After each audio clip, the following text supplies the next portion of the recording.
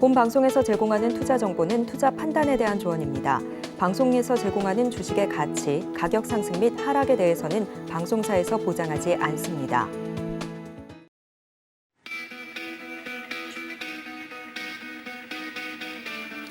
안녕하십니까. 고수익 작전 타임 진행의 도지은입니다.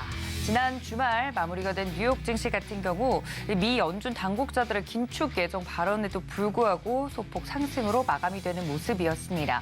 그리고 2022 카타르 월드컵도 개막을 했고요. 앞으로 미국의 블랙 프라이데이도 예정이 되어 있어서 이러한 이슈들을 이번 주는 국내 증시가 어떤 식으로 소화를 할지, 거기에 따른 전략은 어떻게 세워보면 좋을지 많은 분들 궁금해하실 텐데 저희와 오늘도 장전 전략 세워가 보시면 좋을 것 같습니다. 자, 먼저 이 시간 글로벌 이슈들을 짚어보는 시간인데요. 도움 말씀 주실 신승용 명지대 경제학과 겸임 교수님 모시고 이야기 나눠보겠습니다. 교수님, 안녕하십니까? 네, 안녕하십니까? 네, 월요일 아침 늘 글로벌 이슈 자세하게 짚어주시는데 시장에 대해서 질문을 좀 먼저 드리도록 하겠습니다. 2022 카타르 월드컵도 개막이 되고 혹시 개막식 보셨나요? 죄송합니다. 네. 자느라고. 예, 네. 저희는 아침 방송이기 때문에 사실 볼 수가 없는데 개막을 했다고 합니다. 이런 이슈들이 또 남아있는 상황 속에서 시장의 방향성이 뚜렷하지가 않습니다. 투자자분들이 이런 시장을 제일 어려워하실 것 같은데 어떻게 보고 계신가요? 네, 다행스럽게도 일단 지난 주말 미국 증시 일단은 나스닥을 제외하고는 소폭 상승 마감하는 그런 모습 나타났었죠. 전반적으로 투자 심리 지금 뭐 도진 앵커 말씀해 주셨다시피 쉽사리 방향성을 당분간은 잡기가 어렵지 않겠느냐라는 지금 제한적인 움직임 그 속에서 종목별로 빠른 순환매 양상이 진행될 가능성 높지 않나 이런 생각인데요.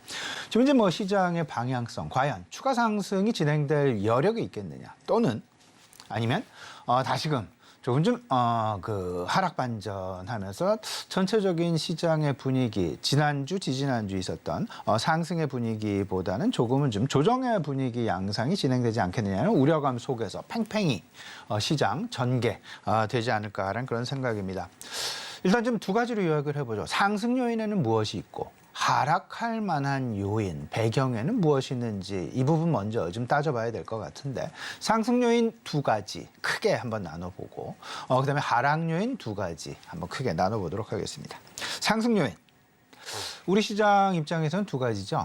인플레이션이 정점을 통과했느냐 못했느냐 결국 이게 가장 큰 시장 내 이슈라고 할 수 있을 것 같고 그다음에 우리 경제 전반적으로 우리 경제에 영향을 미칠 만한 중동 특수라는 이슈. 지난주 사우디의 왕세자 우리나라에 다녀가면서 시장 어떤 그 중장기적인 650조 원 규모의 어떤 그 중장기 중동 특수 가능성 기대감 실질적으로 여전히 시장 내 잔존하고 있는 것이 사실인 것 같습니다. 하락 요인 살펴보게 되면 이제부터 본격적인 경기 둔화로 들어가는 것은 아니냐 하는 우려감, 금융정책에 따른 금융시장 내의 움직임, 그리고 바로 이어서 나타나게 되는 실물시장의 움직임, 조금 좀 시차가 존재할 수밖에 없죠. 일단 금융시장 같은 경우에는 연준의 통화정책의 긴축 강도가 조금씩 둔화될 거라는 기대감으로 인해서 조금은 좀 투자 심리가 개선 또는 완화되어가는 그런 분위기. 하지만 실물시장 같은 경우 특히나 기업 실적을 기준으로 했을 때 그리고 또 나아가서 노동시장을 기준으로 했을 때 조금 좀 불안한 양상이 지속되고 있는 것이 사실인 것 같습니다. 기업 실적의 둔화, 실물, 경기의 둔화에 대한 어떤 그 우려감 부분이 수면 위로 조금씩 현실화되는 것은 아닌지 이런 부분들 우려감, 잠재적인 우려감으로 시장 내 계속 되고 있다라는 점.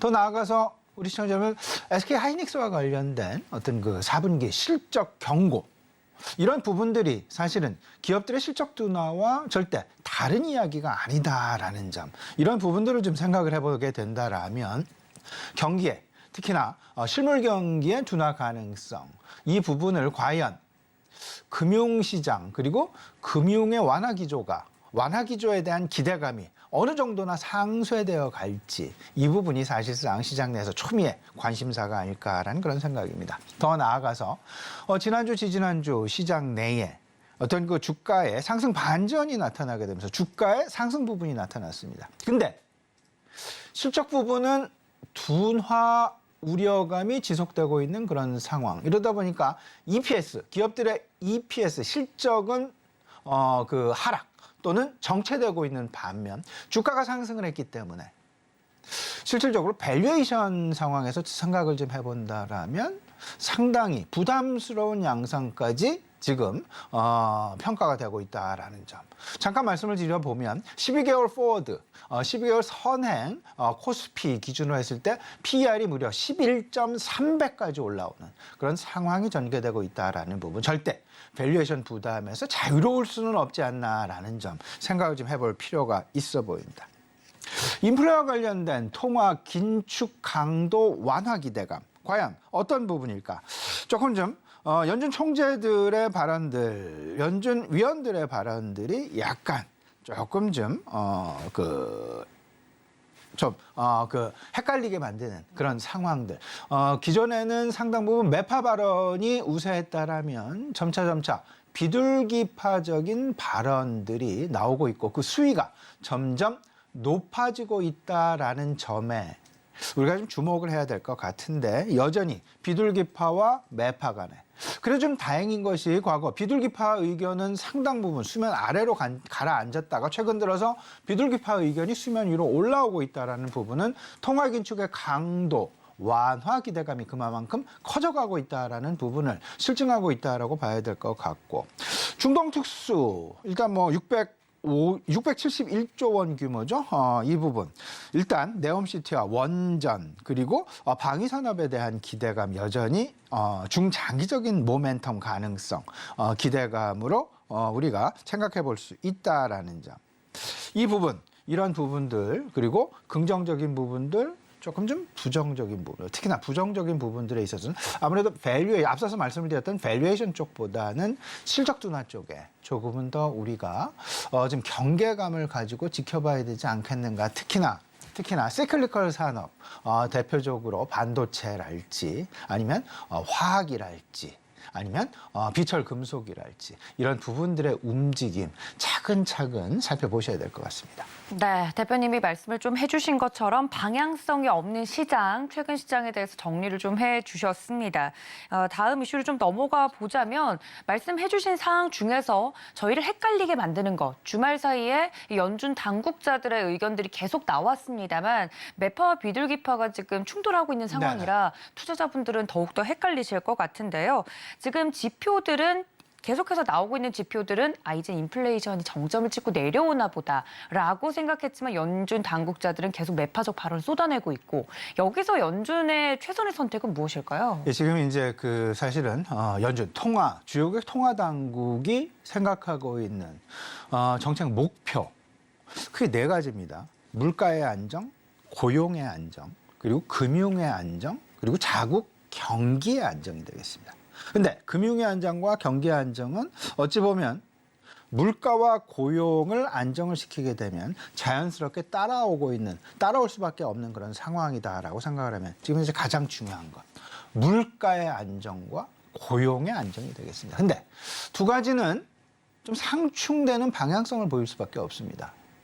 물가를 안정시키기 위해서 금리를 올리게 된다라면 실업률은 상승할 수밖에 없게 되는 것이고 실업률을 제고하기 위해서 실업률을 제고하기 위해서 통화량을 늘리게 된다라면 통화 완화 정책을 쓰게 된다라면 오히려 실업률은 안정 내지는 실업률은 개선이 되겠지만 물가는 오히려 상승 반전하는 그런 모습들이 나타나게 되면서 서로 간에 이해상충 관계가 생길 수밖에 없는 그런 상황이다. 그러면 지금 현재 연준이 당면하고 있는 최대의 현안이 무엇일까? 이 부분을 잘 생각해 보셔야 되는데 이제 물가는 어느 정도 확실하게 안정되지는 않았지만 정점을 찍었다라는 평가가 상당 부분 우세한 것이 사실입니다. 4개월 연속 미국의 소비자 물가 지표가 하향화를 보여주고 있고 지난달 7.7%, 지난 2주 전에 7.7%를 발표를 했죠. 그리고 12월 13일 예정되어 있는 11월 CPI 이 부분 물론 뚜껑을 열어봐야 되겠습니다만은 다소간 좀 안정 양상 7.7% 언더 쪽으로 아마도 기울 가능성이 높지 않을까라는 부분. 근데 이제 물가는 잡는 쪽으로 진행이 되고 있다. 과연 이 상황 속에서 실업률이 하락하는 부분을, 실업률이 상승하는 부분을, 고용이 하락하는 부분을 과연 연준이 어떻게 개선을 해야 될까? 실업률은 상승을 하고 물가는 하락을 하는 과정. 이 속에서 연준이 선택할 최선의 방법. 어찌 보면 통화 긴축의 속도를 완화시키는 것이 가장 좋은 것이 아니겠느냐. 물가를 지금부터 너무 급하게 안정을 시키게 된다면 이 부분은 오히려 시장 내 오히려 더 안 좋은 충격을 줄 수밖에 없고 서서히 그들이 생각하고 있는 목표치 2.0%에 다다를 때까지 서서히 물가를 안정시켜 나가는 것이 7.7%의 소비자 물가 지표가 2.0%로 갑작스럽게 내려갈 수는 없습니다. 천천히 안정화 기조를 보이면서 실업률 3.6%의 실업률을 그대로 유지해 나가는, 더 올리지 않고 유지해 나가는 방향으로 통화정책을 써가는 것이 최선의 방법일 수밖에 없을 것이다. 따라서 시장에서 예상하고 기대하고 있는 부분 12월 FOMC 금리 인상은 약 0.5%, 그리고 내년 1월과 내년 3월 금리 인상 수준은 0.25% 각각 0.25%씩 이렇게 되면서 점차 금리 인상의 속도를 완화시켜 나가는 그림.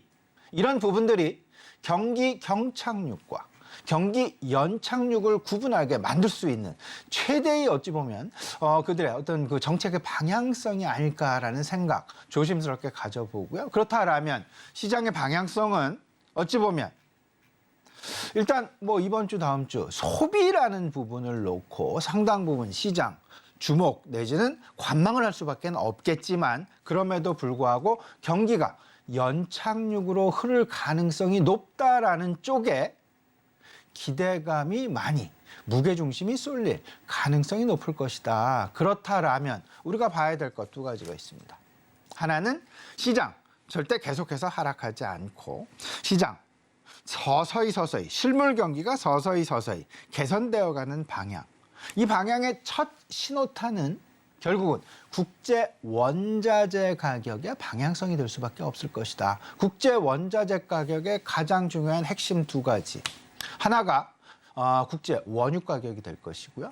또 하나는 비철금속의 대표 주자라고 할 수 있는 구리 가격이 될 수밖에 없다라는 점. 이게 경기 침체로 간다라면 원유 가격도 하락, 구리 가격도 하락. 하지만 연착륙의 가능성이 높아지게 될 것이다라는 기대감이 불어오면 불어올수록 국제 원유 가격은 오히려 지금 현재의 수준에서 약간의 상승, 국제 구리 가격 역시 지금 현재의 수준의 상승 반전해야 어떤 그 우상향 곡선을 그려가는 그런 모습이 나타날 가능성이 높기 때문에 이 부분 잘 생각을 지금 해주셨으면 좋을 것 같습니다. 단, 그 이전에 우리가 고민해야 될 부분이 있습니다. 우리가 기업 실적 시즌을 이제 내년 1월이면 맞이하게 될 수밖에 없습니다. 4분기 기업 실적. 그리고 내년 1, 4분기 기업 실적을 우리가 받아들일 수밖에 없을 텐데 그 이전에 시장 최근 불어닥친 SK 하이닉스의 파장과 같은 어떤 그 기업 실적의 어떤 그 변동성 부분이 아마도 시장의 투자 심리를 크게 좌지우지할 가능성 높을 수도 있다라는 점. 이 부분들이 지난 2달 전에 있었던 미국의 UPS의 실적 반전 기대, 실적에 대한 어떤 그 우려감 부분이 시장을 크게 강타했었던 부분. 그리고 아마존의 실적 부분이 시장을 크게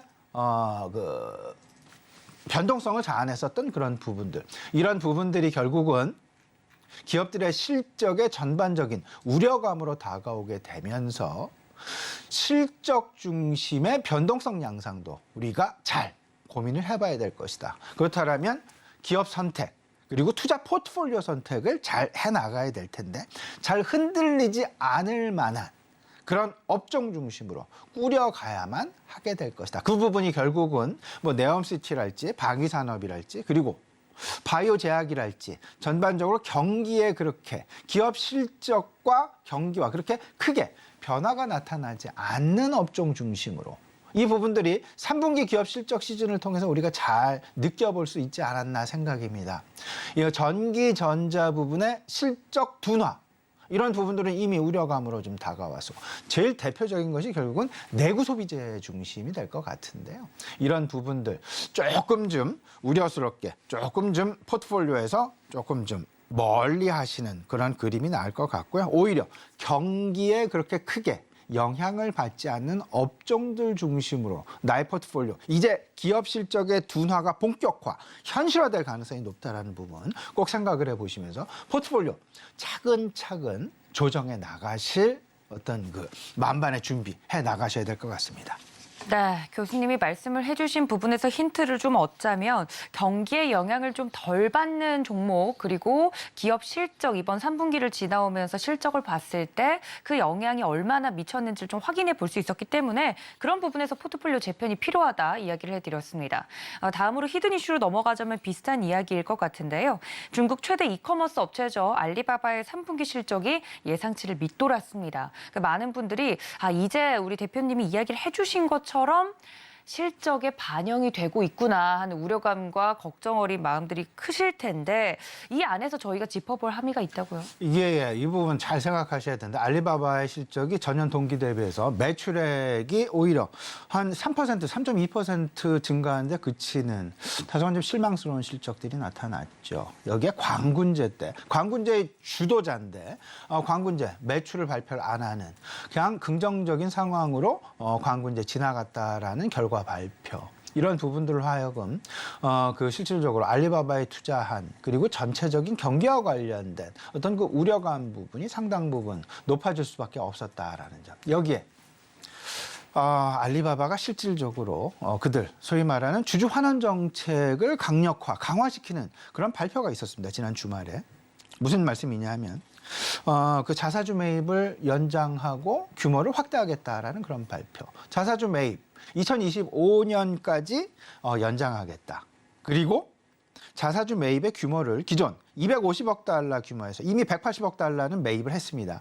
그리고 추가적으로 150억 달러를 추가해서 총 400억 달러 규모의 자사주 매입을 하겠다라는 발표를 했습니다. 근데 이 부분 잘 보셔야 됩니다. 왜 자사주 매입에 대한 발표를 했을까? 이 부분은 어찌 보면 본인들 스스로 기업들 입장에서는 영업적인 측면이 있고요. 재무적인 측면이 있습니다. 영업적인 측면에서는 성장의 한계를 당분간 스스로 인정하고 있다라는 부분을 역설적으로 우리는 그 속에 들어있는 숨은 뜻을 우리는 알아채야 될 것이다. 과거 아마존도 그랬고요. 테슬라도 그랬고요. 그다음에 특히나 애플 컴퓨터 같은 경우 성장이 제한된다라고 생각이 되었을 때 그들 스스로 자사주 매입 또는 자사주 매입 소각을 해서 ROE를 최소한 20% 이상, 애플 컴퓨터 같은 경우는 25% 선을 유지하기 위해서 자사주 매입 소각을 대대적으로 했다라는 부분. 이 부분은 주주 환원 정책을 넘어서서 주가를 지키기 위한 그들의 어떤 상당히 마음을 도려내는 상황 속에서 할 수밖에 없었던 그런 상황이다. 그렇다면 지금 현재 알리바바의 기업 실적 이 부분을 놓고 우리가 생각을 해본다면 거꾸로 우리 시장 내에서도 자사주 매입을 하겠다라고 발표하는 회사들 주가적으로는 긍정적일 수 있겠습니다만은 그들 스스로 향후 최소한 1년 또는 1년 이상 영업 실적의 개선세가 상당 부분 어려울 수 있다라는 부분을 고스란히 그들 스스로 인정하고 있다라는 부분을 우리 시청자 여러분 꼭 좀 느껴셔야 될 것 같고요. 네. 이제 오늘 투자 전략 간단하게 좀 말씀을 좀 드려보면 이번 주 특히 물가 부분보다는 이번 주는 블랙 프라이데이가 있는 그런 상황이죠. 소비 쪽의 시장은 관심을 상당 부분 많이 가질 수밖에 없습니다. 소비. 그 속에서 환율의 움직임 계속해서 예의주시해야 되겠다라는 부분 말씀을 좀 드려보고요. 더 나아가서 앞서서 이제 오프닝에서 말씀을 해주셨습니다. 카타르 월드컵이 시작이 됐죠. 총 80게임이 진행됩니다. 본선에서. 네, 이와 관련된 이벤트 드리븐, 소위 말하는 모멘텀 투자. 매매 시기를 잘못 포착을 하시게 되면 이거는 거의 90% 이상 낭패를 보시게 됩니다. 이 낭패를 피하기 위해선 펀더멘탈 중심의 접근을 하셔야 될 것이고 신중한 매수가 바람직하게 될 것이다. 이벤트 드리븐 전략 속에서는 매매 타이밍이 무엇보다도 중요하기 때문에 이 매매 타이밍의 포착, 이 부분은 어느 누구도 우리 시청자 여러분한테 지금이 적기다라고 말씀드리는 것은 상당 부분 애매모호합니다. 언제 들어갔다 언제 나와야 될지, 중장기 매매는 분명히 아니다라는 점, 보유해야 될 주식은 아니다라는 점, 짧은 기간 안에 팔아야만 된다라는 점, 이 부분 잘 생각해 보시면서 만약에 카타르 월드컵 관련주를 투자하실 그럴 마음을 이번 주에 갖고 계신다라면 매매 타이밍의 포착, 어느 누구도 가르쳐 드릴 수 없습니다. 이 부분 본인 스스로 잘 판단해 나가셔야 될 것 같습니다. 네, 모멘텀 투자에 유의해야 될 점까지 이야기를 해주시면서 이번 주 경제 전망에 대해서 이야기를 해드렸습니다. 이렇게 모든 전략 세워봤네요. 지금까지 신승균 명지대 경제학과 겸임 교수님과 함께했습니다. 교수님 고맙습니다. 네, 이어서 국내 증시 작전 세워보도록 하겠습니다. 교보증권 여의도금융센터 윤여민 FP 전화 연결되어 있습니다. FP님 안녕하십니까? 네, 안녕하십니까? 네, 반갑습니다. 지난주 국내 증시부터 좀 리뷰를 해보면 좋을 것 같은데요. 코스피 전주 대비해서 1.56% 내리면서 2,444포인트 선에 거래를 마쳤습니다. 이 기간 동안에 지난주엔 외국인 투자자들이 순매도를 하는 모습 보였는데 어떤 포인트로 정리해 볼 수 있을까요? 네, 일단은 이제 지난주 같은 경우는 특히 이제 뭐 금요일 같은 경우는 이제 큰 이벤트가 없었죠. 그런 가운데서 대형주에 따라서 좀 지수가 반등하는 좀 모습을 좀 보였는데, 이에 비해서 뭐 코스닥 같은 경우는 이제 뭐 게임이라든지 2차 전지가 좀 주춤을 하면서 좀 보합권에서 등락을 했다라고 볼 수 있을 것 같습니다. 사실 뭐 이제 양시장 모두 하락 종목이 좀 많았기 때문에 지금 앵커님 말씀하셨던 것처럼 실제로는 거의 조정이라고 좀 봐야 되지 않을까 좀 생각을 하고 있고, 일단은 뭐 금리 인상 관련된 부분들 아무래도 좀 신경이 쓰인다고 볼 수 있을 것 같은데요. 블러드에 뭐 5에서 7% 금리 인상 관련된 보도가 좀 나왔다 볼 수 있을 것 같고, 물론 이제 결정적인 뭐 상황 반전이라고 보기 좀 쉽지는 않겠지만 사실은 이제 뭐 자료집에서 제시한 어떤 수치라고 볼 수 있을 것 같고, 뭐 실제 발언은 뭐 5% 정도 수준이라고 보긴 합니다만 대부분의 연준 인사들의 발언 자체가 상당히 매파적이라고 볼 수 있을 것 같습니다. 아무래도 이제 기대 인플레를 좀 꺾기 위한 의도로 좀 보이고 있는 상황인데, 이런 부분이 앞으로 향후에 좀 증시가 주춤하게 된다고 하면 어떻게 보면 조정의 이유로서 작용할 수도 있지 않을까라는 좀 생각을 하고 있고요. 그리고 이제 두 번째로 이제 골드만삭스에서 한국 증시 강세를 좀 전망을 했습니다. 뭐 중국 제로 코로나 정책의 어떤 이제 완화 스탠스 이런 부분들 영향을 좀 받을 것으로 보이고 있고요. 향후 12개월간 중국은 한 16%, 한국은 11% 지금 상승을 좀 전망하고 있는 부분이 있기 때문에 최근에 뭐 중국 같은 경우는 최근 대형 펀드들이 좀 매수를 하고 있다는 점, 이런 부분들이 좀 아시아 증시에 조금 훈풍이 불지 않나 생각을 하고 있고요. 우리나라 증시로 다시 돌아오게 된다고 하면 외국인 같은 경우는 뭐 그래도 다시 순매수로 좀 전환을 했다 볼 수 있을 것 같습니다. 지금 9월 29일 이제 두 달 전 이후로 봤을 때 이틀 연속으로 지금 순매수는 아직 나오지 않는다라고 볼 수 있을 것 같습니다. 특히 이제 금요일 같은 경우는 전기전자를 좀 집중적으로 매수를 했다라고 볼 수 있을 것 같고, 여기에 뭐 기관, 기계, 유통, 금융 뭐 이런 쪽도 좀 같이 매수를 해준 상황이고, 뭐 기관 같은 경우는 뭐 기계, 철강, 화학 등을 좀 매수를 하면서 약간의 좀 경기 민감주 쪽의 어떤 매수가 좀 들어오지 않나 생각을 하고 있습니다. 특히 이제 코스닥 같은 경우는 외국인이 좀 이제 제약바이오 쪽에 좀 이제 매수를 한 모습을 보여주고 있고, 기관 같은 경우는 뭐 제약, 이제 반도체 쪽 매수를 하면서 상당히 좀 이제 좀 시장을 돌릴 만한 좀 밑에서 좀 이제 좀 자리를 잡고 있는 섹터들에 대한 선순환을 위한 어떤 그런 매수세가 좀 들어오지 않았나 생각하고 있습니다. 네, 지난주 국내 증시 흐름을 쭉 짚어봐 주셨습니다. 자, 늘 이 시간에는 눈여겨봐야 될 섹터에 대해서 분석을 또 해주고 계시는데요. 말씀해 주시는 섹터 흐름만 잘 보더라도 종목을 골라낼 수 있다 이야기를 해드리고 있습니다. 오늘은 특별히 풍력 섹터에 대해서 또 준비를 해주셨다고 했는데 풍력 쪽을 봐야 되는 이유 무엇일까요?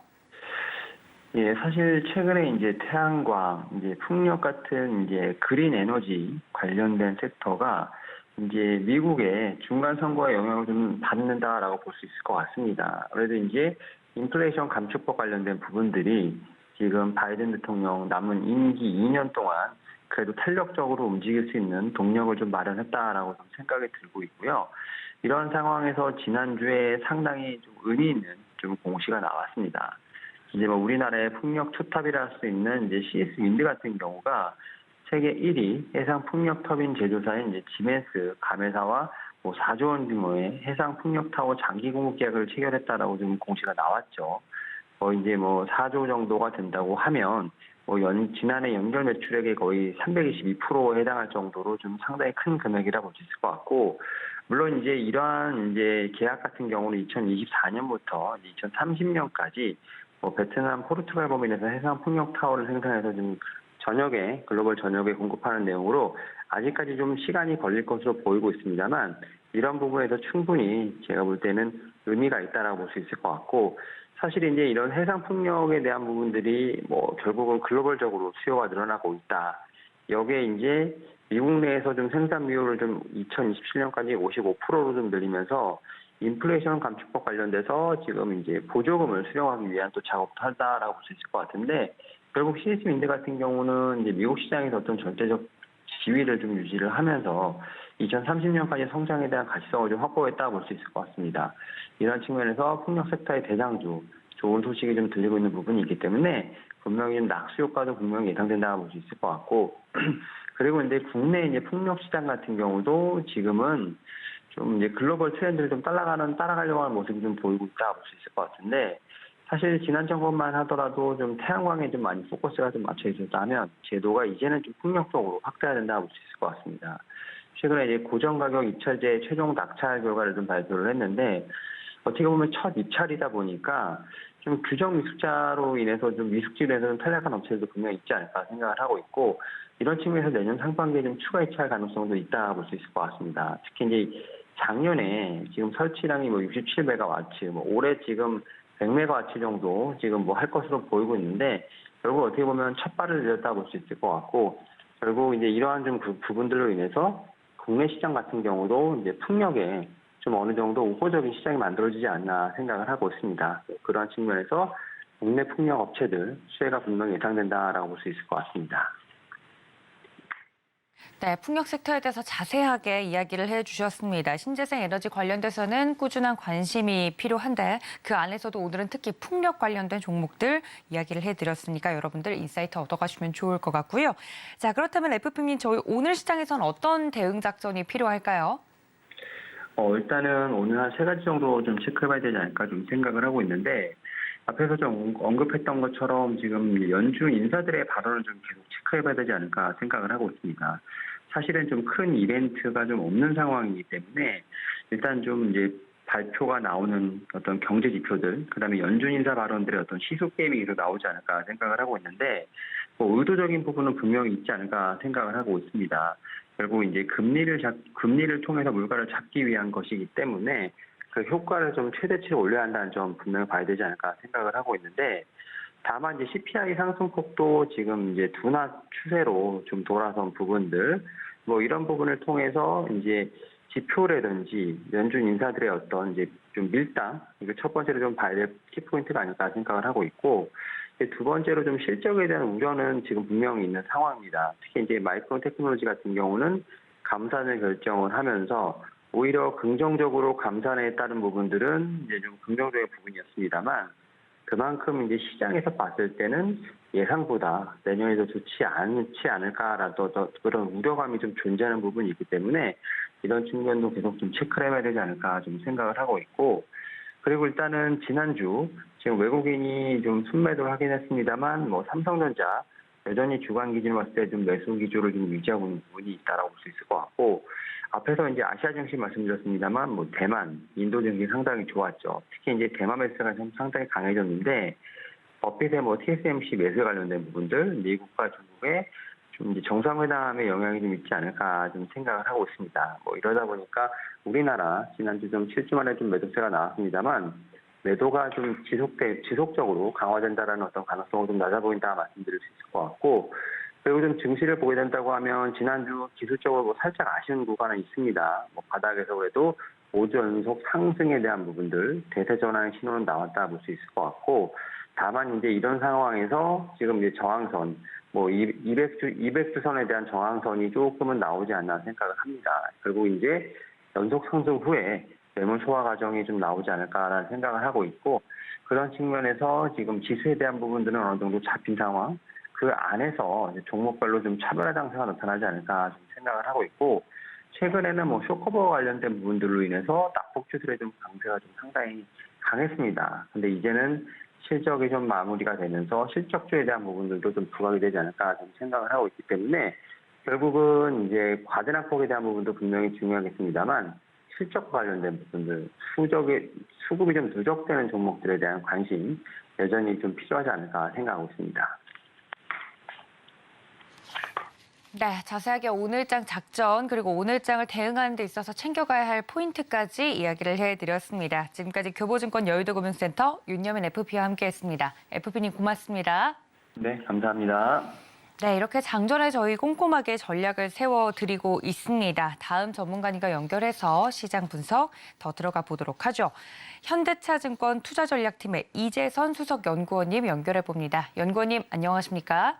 네, 안녕하세요. 네, 반갑습니다. 지난 주말 사이 마무리가 된 뉴욕 증시부터 좀 살펴보면 좋을 것 같은데요. 연준 의원들이 계속해서 발언을 내놓고 있는데 매파와 비둘기파가 갈리고 있는 형국이죠. 어떻게 보십니까? 네, 미국 증시를 살펴보자면은 지난주 기점으로 보자면은 사실 증시의 상승폭 레벨은 이제 전주 대비해서는 그렇게까지는 크지만은 않은 양상 보여주고 있는데, 말씀해 주셨듯이 그 연준 위원들의 그 발언 자체가 좀 엇갈린 양상을 보여주고 있기 때문이다라고 보시면 될 것 같습니다. 일단 미국 경제 지표 먼저 살펴보면은 미국의 10월 경기 선행 지수가 전월 대비 0.8% 하락을 기록을 했습니다. 8개월 연속 하락하면서 경제가 어느 정도 조금 슬로우 다운 해졌다라고 보시면 될 것 같고요. 기존 주택 판매 건수도 2020년 5월 이후에 가장 낮은 수준으로 기록을 했기 때문에 부동산, 특히 이제 주택 시장 위축이 좀 지속이 되고 있다라고 보여지고 있는 상황입니다.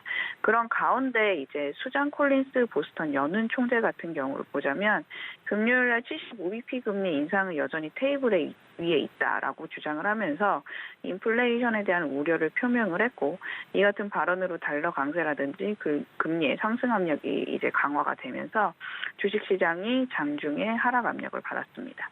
결국에는 이제 연준 위원들의 공격적인 발언이 다소 지금 센티먼트에 영향을 주고 있다라고 보시면 될 것 같고요. 다만 이제 상승 전환에 이제 장 후반에 들어서 성공을 했는데, 경기에 대한 우려를 뒤로 하고 경기 방어주 중심 매수세가 이제 반발 매수세가 유입된 것에 따른 것에 좀 추정이 되고 있고요. 미국 같은 경우를 보자면은 기본 배당 성장률 같은 경우가 지금 장기 평균 수준을 상회하는 한 8% 수준을 기록을 할 것이라고 예상이 되고 있기 때문에 이제 연말로 갈수록 사실 배당 관련 종목군들의 그 강세가 상대적으로 좀 진행될 가능성이 높다라고 보시면 될 것 같습니다. 한편 장 마감 이후에 이제 보스틱 연은 총재 같은 경우는 사실 좀 도비시하게 얘기를 했거든요. 보스틱 총재는 최종 금리가 더 높을 수는 있겠지만 추가적인 인상은 시간을 두고 지켜봐야 된다라고 주장을 했고, 75bp 인상 12월 회의에서의 가능성을 좀 낮게 잡았습니다.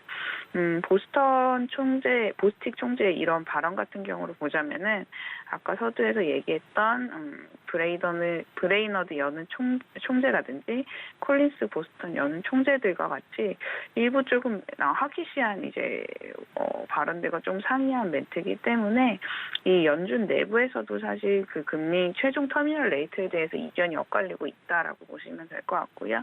이에 따라서 이제 23일 날 FOMC 의사록이 발표가 되는데 그 전까지는 아마 증시 같은 경우는 횡보장이 가능성이 높다라고 보시면 될 것 같습니다. 네, 간밤에 뉴욕 증시 관련돼서 자세하게 이슈들을 좀 짚어주셨습니다. 말씀해 주셨던 것처럼 지금 12월 금리 인상을 앞두고 이 피봇에 대한 기대감이 좀 커지니까 이 연준에서는 앞서 나가지 말라라고 일종의 경고성 매파 발언들을 계속 내놓고 있는 상황인데요. 뭐 예를 들어서 제임스 블러드 세인트루이스 연방은행 총재 같은 경우 최종 금리가 7%가 될 수도 있다라고 시사를 해서 좀 이슈가 되고 있는 상황입니다. 이런 흐름 속에서 저희가 챙겨야 할 포인트 짚어주신다고요?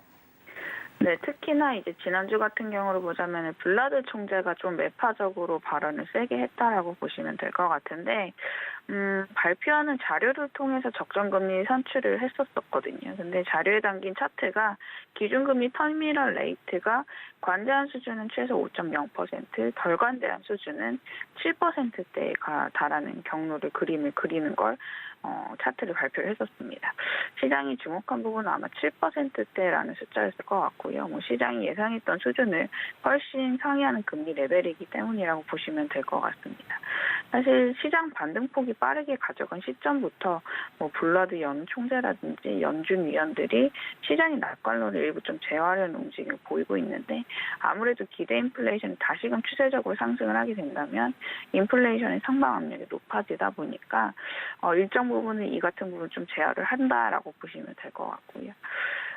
현재 시장 같은 경우로 보자면 4.75까지 터미널 레이트를 사실 이 베어마켓 랠리 구간 내에서 이제 잡았는데 5%대까지 다시금 이제 최종 금리 상단을 끌어올렸습니다. 연준이 보고 싶어 하는 요소 중 하나인 미국의 4분기 GDP 전망치 같은 경우로 보자면은 원래는 한 2%대까지를 연준이 보고 싶다라고 얘기를 했었는데, 이제 전망치 같은 경우로 보자면은 전분기 대비해서 4.0%를 기록을 하고 있기 때문에 11월 CPI 발표라든지 내지는 12월 FOMC 회의에서의 연준의 전도표를 확인하지 않는다면은 다소 조금 편향된 낙관 심리는 좀 경계를 해야 될 것으로 생각이 들고 있고요. 다만 사실 뭐 그간 높아진 공매도 거래 대금 비중을 이번 반등장에서 코스피도 그렇고 S&P 500이 1차적으로 소화를 했고, 또 옵션 트레이더 분들이 증시 디스레벨에 대해서 과거 이제 우리가 경험했던 조정폭 대비 좀 비관적인 시각을 걷어들이고 있는 점이 차트상에서 나타나고 있기 때문에 추가적으로 급락장에 대한 가능성은 점차 옅어지고 있다라고 보시면 될 것 같습니다. 네, 그렇다면 이런 이슈들을 고려할 때 저희가 현재 상황에서 봐야 될 섹터나 종목이 있다면 어느 쪽일까요? 지난주부터 미국 주요 소매업체들의 실적이 나오고 있는데 가이던스 부분은 아직까지는 상회합니다.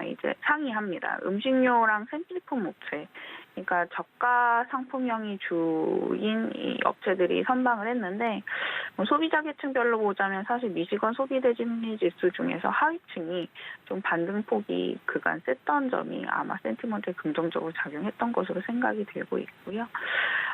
공통점을 보자면은 이번 리테일 기업들의 실적을 통해서 재고 물량이 사실 2분기를 기점으로 점차 감소를 하고 있다는 점입니다. 월마트도 그렇고요, 타겟도 그렇고요. 뭐 이런 점을 감안을 했을 때는 차주 이제 22일 날 발표 예정인 베스트바이 실적을 좀 주목을 해보자라고 저는 생각이 들고 있고요.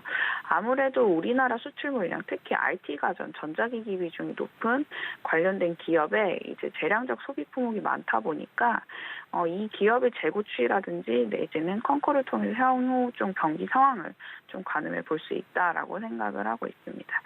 재고가 만약에 상대적으로 좀 크게 감소하고 어닝에 대한 전망이 우호적이라면은 우리나라 IT 업체들의 향후 실적에 있어서는 시차를 두고 좀 긍정적으로 작용할 것으로 생각이 들고 있고요. 베스트바이 재고 하락 같은 경우를 보자면은 전자제품 재고를 선행을 하기 때문에 사실 재고가 빨리 빠지면은 IT 업체들의 재고에 대한 부담도 사실 이 리스크가 점차 완화되는 국면이 계속해서 나타날 가능성이 높다라고 보고 있습니다. 네, 그렇다면 연구원님 마지막으로 오늘장 작전이 필요할 텐데 저희 어떤 작전이 유효할까요? 네, 일단 금요일장에서 연준 위원들이 매파적인 발언을 했기 때문에 사실 한국 증시에도 조금 일정 부분 부담이 될 수밖에 없을 것 같고요.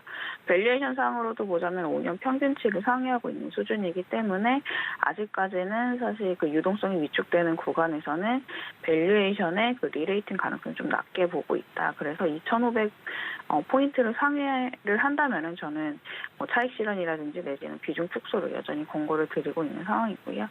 그렇지만 이제 달러 강세에도 불구하고 원화 강세 가능성이 부각된 점은 좀 긍정적이라고 보고 있고, 이제 세부적으로 뜯어보면은 이제 중소형주 그 고성장 기업들이 많은 러셀 지수라든지 내지는 다우 운송 지수가 이제 다른 지수 레벨 대비해서 상승을 했기 때문에 이 같은 부분이 한국 증시 특히 이제 IT 업종들의 투자 심리에는 어느 정도 하단을 좀 지지해주는 양상을 좀 시현할 것이다라고 생각이 들고 있습니다. 더 나아가서 이제 미국 증시 마감 이후에 보스틱 애틀란타 연 총재가 12월 FOMC 회의에서 75bp 이상을 벗어날 것이라고 아까 제가 서두에서 말씀을 드렸는데 이 같은 부분이 우호적으로 작용을 해서 상승 출발한 이후에 미국 증시의 특징주들처럼 배당주 내지는 경기 방어주 내지는 아까 제가 말씀드린 IT 중심으로 조금 상승폭이 확대되지 않을까라고 생각을 하고 있습니다. 네, 이렇게 국내 증시 작전 세워봤습니다. 지금까지 현대차증권 투자전략팀 이재선 수석 연구원님과 함께했습니다. 연구원님 고맙습니다. 네, 감사합니다.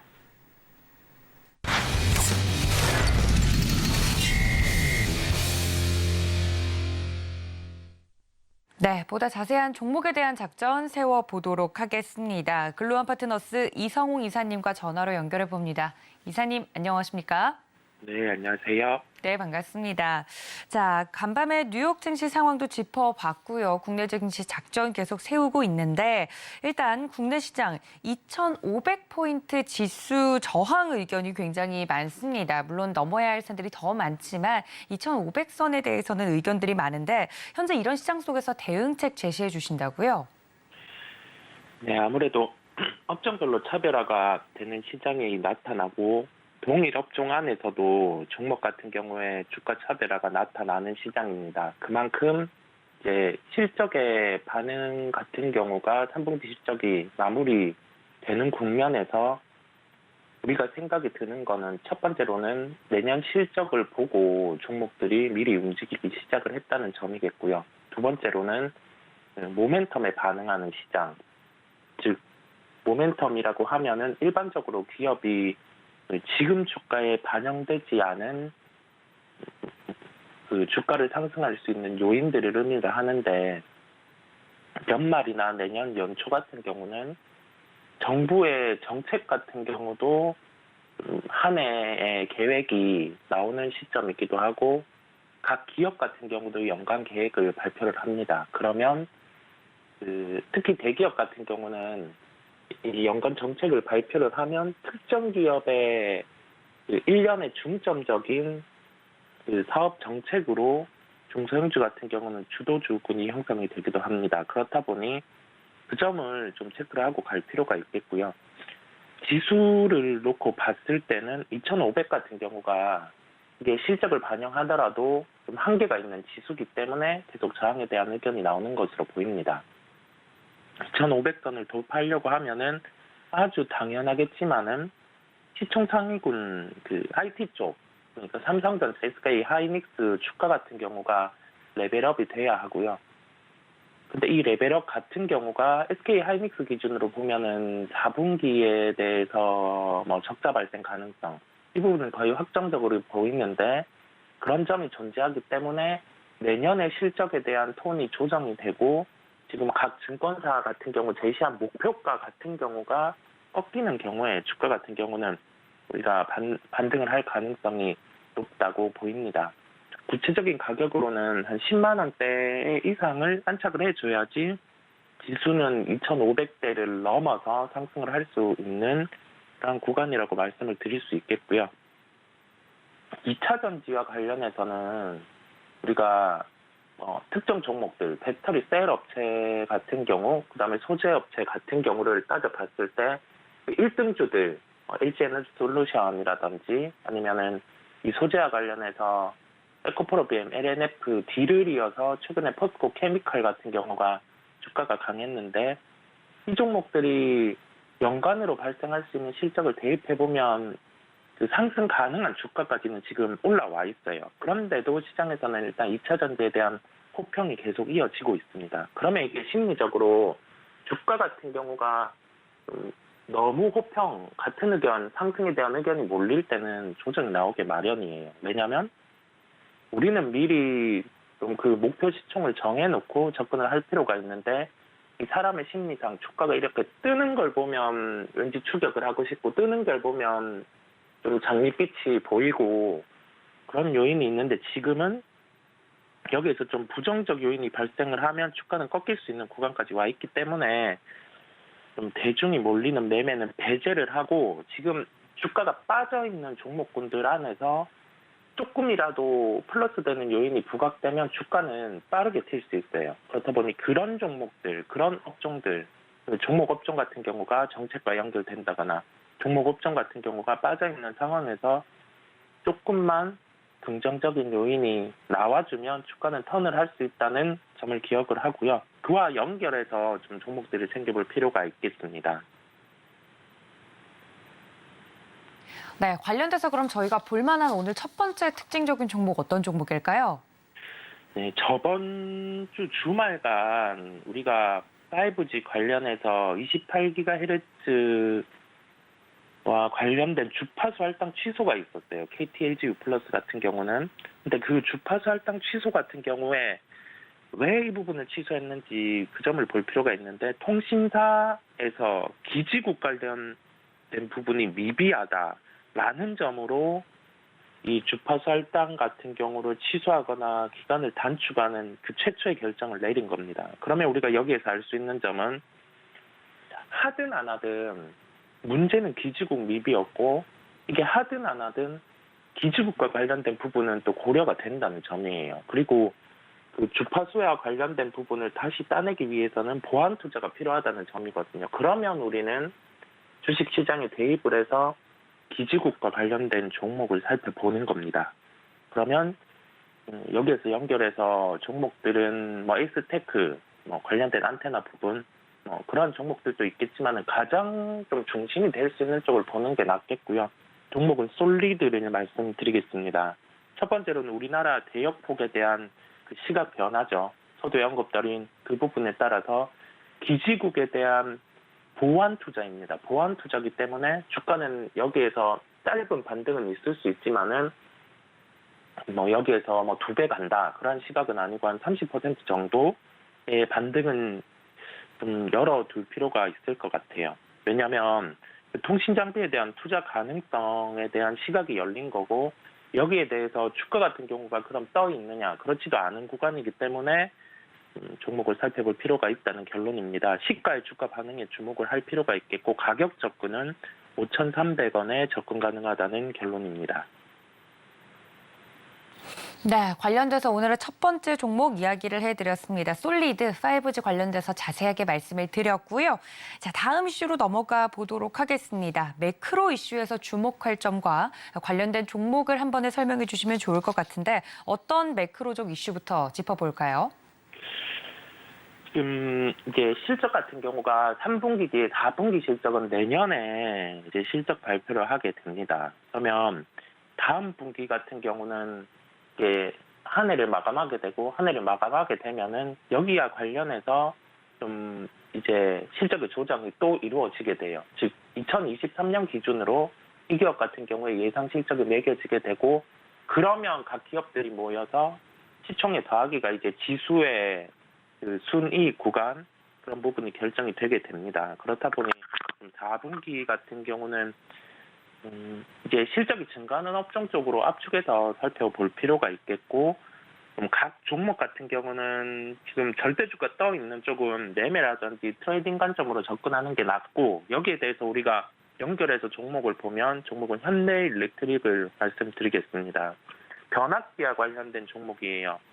절대주가의 상승은 명백한데 이 사이클 같은 경우가 신재생 변압기 이 부분이 함께 이렇게 연동해서 움직이는 점이고 한 2년 전, 2, 3년 전에 우리나라 변압기 같은 경우가 미국과 그 반덤핑과 관련된 이슈가 있었는데 이 부분이 승소를 하면서 그 반덤핑의 이슈 같은 경우도 이제는 사라졌어요. 그러면 오늘 같은 경우 좀 미국의 변압기 교체 주기 같은 경우와 좀 반덤핑 이슈까지 해소할 수 있다는 점에서 현대일렉트릭 같은 경우도 접근이 가능하겠습니다.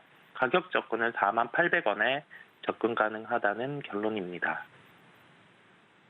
네, 이렇게 매크로적 이슈와 더불어서 오늘의 종목 현대일렉트릭까지 자세하게 짚어드렸습니다. 여러분들께 가격 전략까지 말씀드렸으니까 이 점까지 참고 부탁드리고요. 지금까지 시장과 종목 이야기의 글로원 파트너스 이성우 이사님과 함께했습니다. 이사님 고맙습니다. 네, 감사합니다. 네, 이렇게 장전 전략 모두 세워봤습니다. 본 방송에서 제공해드린 정보는 투자 판단에 대한 조언일 뿐 해당 주식의 가치나 수익률을 보장하고 있지 않다는 점까지 알려드리면서 저희는 장중 대응 전략으로 다시 인사드리겠습니다. 시청해주신 여러분 고맙습니다.